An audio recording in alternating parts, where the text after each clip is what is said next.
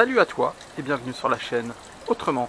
Alors, chose promise, chose due, aujourd'hui je vais te montrer comment je fais mes graines de radis.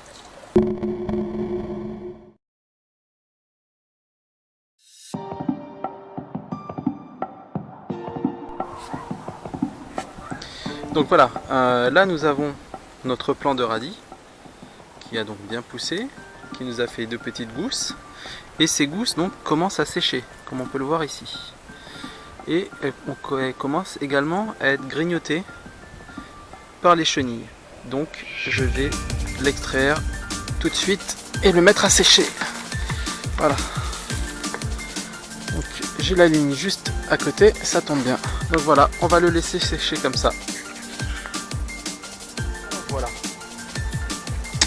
Les plants de radis ont maintenant fini de sécher, comme on peut le voir, et il était temps hein, parce que les chenilles commençaient un peu à s'en donner à cœur joie.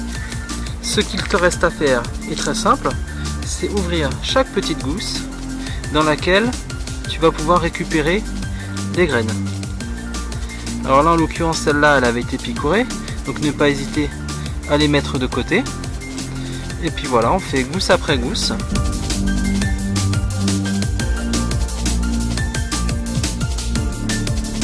Voilà, hein, ne pas hésiter à employer de la main d'œuvre. Hein, si vous avez des enfants, c'est tout à fait le type d'activité qu'ils apprécient faire avec leurs parents.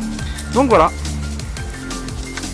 Alors une fois que j'ai fait ceci, je vais donc ranger toutes mes graines dans des petites pochettes et je prendrai le soin de marquer en fait d'où j'ai eu le plan initial et sa variété.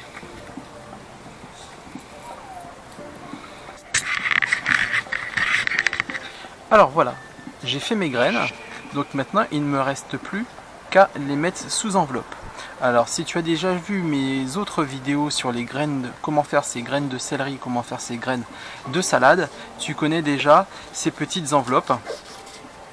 Donc voilà, dont je mets le patron à ta disposition. Là maintenant j'ai une petite nouveauté, donc c'est des enveloppes de ce format là, donc avec une forme un peu rigolote. Et je vais te montrer comment elles sont constituées.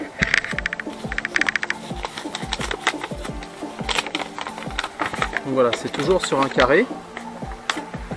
Et donc hop, on les plie en deux sur l'axe. On rabat les deux triangles, comme ceci.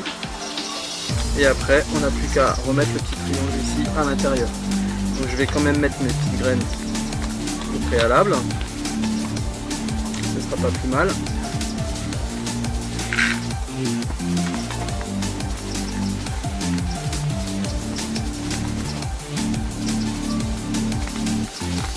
Voilà, ces enveloppes on les fait vraiment en rien de temps et c'est quand même bien pratique.